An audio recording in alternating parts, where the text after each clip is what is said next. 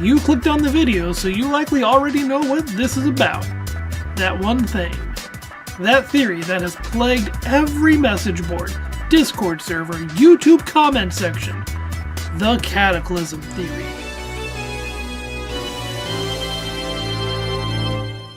For those unaware, this is the theory that the classic cast members engaged in an all-out uphill battle against a formidable foe, who eventually overcame the heroes. A foe with strength unlike that seen before, the god of destruction, Zero. There are numerous ways this theory plays out, but the general thought process and agreed upon theory is that some way, somehow, Zero confronts the Light family and destroys Megaman, Roll, Otto, Rush, maybe Eddie, but not Beat. The bird can't be defeated, only captured. Hey yo, what the At some point around this scuffle, Base meets his fate, either trying to solo Zero in a one-stock no-items final destination battle for all the marbles. Proto-Man is generally never brought up, and just assumed his head exploded. In his defect, his power source had a critical failure and went full mushroom cloud. But how did fans come to this theory? Was it just pure late 90s edge, or a hard desire to fill in the gaps? Honestly, probably both of those played into it. But let's take a look at the time and see what it was like when the theory began to gain traction and spread. In 1997, with the release of X4, the theory was born. With Zero's flashbacks, we see him suddenly wake up and choose violence like my wife when I don't have coffee made for her. Surrounding him lay the remains of various Reploids. Then, looking down, he catches himself red-handed. Because Reploids have blood, I guess. I'm going to assume it's coolant or hydraulic fluid, something of the sort. Though it does make me wonder, why didn't Sigma bleed when his arm was taken off? That was a clean cut. Other arms bleed when they're cut in the game. Questions for later. So with this scene as the foundation, we in turn have Wily scheming and commanding Zero. Now go. Destroy him. That's an order. From this, the gears turned in the heads of many fans, leading to assumptions. Japanese fans were teased with Zero's creator in X2, but in the West, it was completely lost, and this was our first time realizing Zero had a connection to the Mad Doctor. With little info as to what happens between the two series, it was only natural to consider the idea. Later on down the line, in the early 2000s, there was a popular webcomic that really popularized the theory. A story of two characters, who were simple sprite edits from Mega Man 7. A blonde, freeze-cracker-looking Mega Man named George, and a gray Proto-Man named Bob.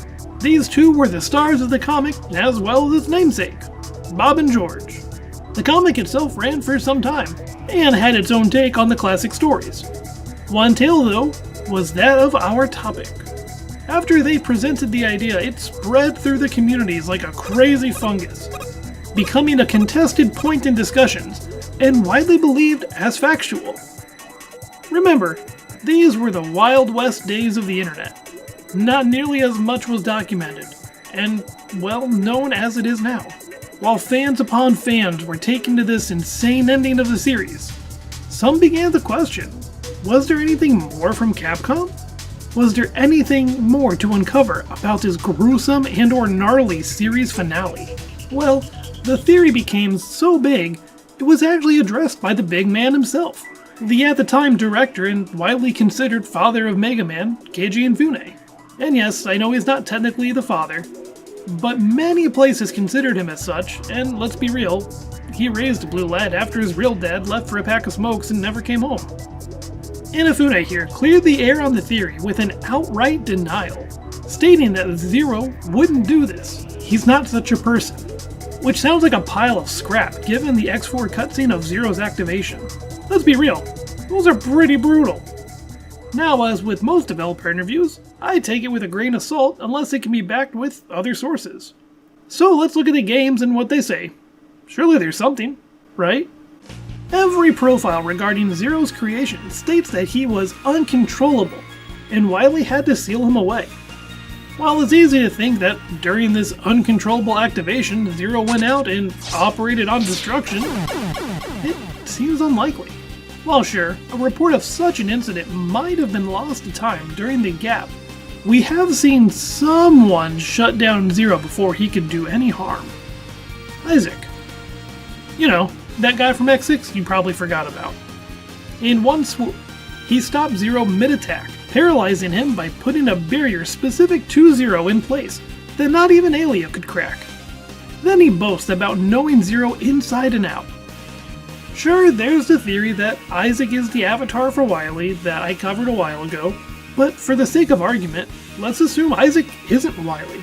If this guy who just studied Zero to an unhealthy degree could do this, surely the creator could, at least as a safety measure.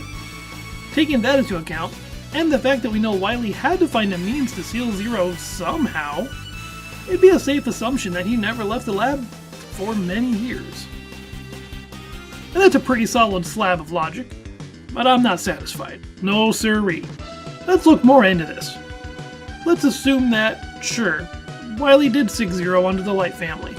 So, Zero wins because of outright power, right? It's likely it's going to upset some of you, but odds are he might actually lose in such an outcome. NANI? Now, before you go throwing full wine bottles and tomatoes at your computer screens in anger of me and leaving angry comments down below, hear me out. First and foremost, the metal light made during the events of Mega Man 1, Ceratanium, remains nigh indestructible all the way into ZX Advent. He even refined it more into a lightweight metal that was 4 times as strong and 8 times as tough. Then used that on Mega Man. So old Rock here can take a beating, even from things into the far future of ZX. In terms of output, we don't know what Buster Rock uses last. But we do know X has the Mega Buster Mark 17. And we know that can damage Zero. Light has shown he can quickly upgrade Mega Man should the demand for it arise. Take World 5 with the Staroids for example. The Mega Buster was useless, so Light worked up to Super Knuckle, allowing Mega Man to tango with the Staroids. Pun intended, by the way. With armor that is frankly strong enough to hold up, and possibly a quick upgrade, there is one more thing to consider. Mega Man has consistently beaten robots that exceed his specs. Our examples here would be Base, who is exclusively powered by the strongest energy at the time, or even King, who proved to be the most advanced robot. Mega Man even held his own against Duo. Then you have his protagonist plot power that he can overcome struggles because of his sense of justice, which is kinda weak, but it's stated in a game as for, why he prevails, so I'm gonna include it in here. One last showing we have about there not being a drastic power gap comes from an unexpected place. The canceled game Rockman Online not only showed Robot Masters putting up a fight against X, but also stated on their blog that Base was on par with early combat Reploids. So take that for what you will.